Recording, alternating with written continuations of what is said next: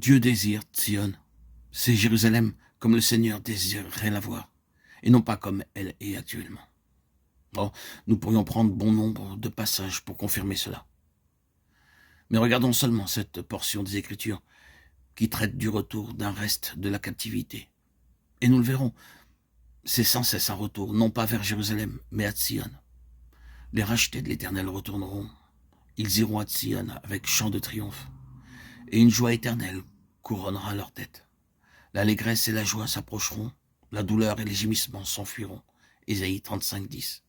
Le Seigneur dit, je retourne à Sion. Zacharie 8, 3. Oui, je reviens à Jérusalem. Zacharie 1, 16. Mais je retourne pour Sion, car Sion est ce que Jérusalem devrait être selon sa pensée. Je suis jaloux pour Sion d'une grande jalousie, et je suis jaloux pour elle d'une grande fureur. Zacharie 8, 2.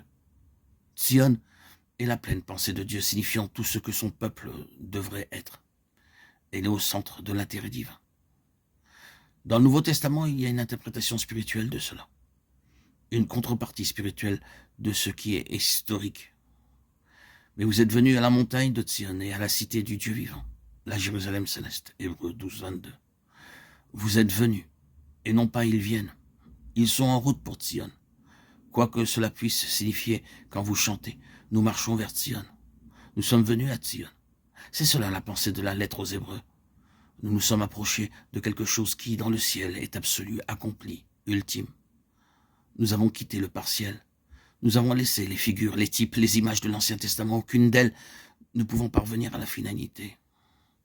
Elles nous conduisaient seulement de loin et nous ont laissés sur le chemin. Mais maintenant, nous sommes parvenus au terme de tout cela. Dieu, dans ces derniers temps, nous a parlé par le Fils, Hébreux 1, 2, et nous sommes venus à Sion. La pleine pensée de Dieu en Christ. Dans l'interprétation du Nouveau Testament, c'est Christ comme étant l'incarnation de la pleine pensée de Dieu concernant l'Église, rassemblant en lui ceux qui satisfont cette pleine pensée.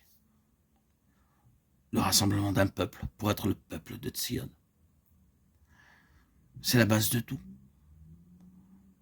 Autour de cela sont réunies de nombreuses choses. Si vous voulez savoir combien elles sont nombreuses, asseyez-vous, prenez une concordance et considérez ce mot de Sion et son contexte.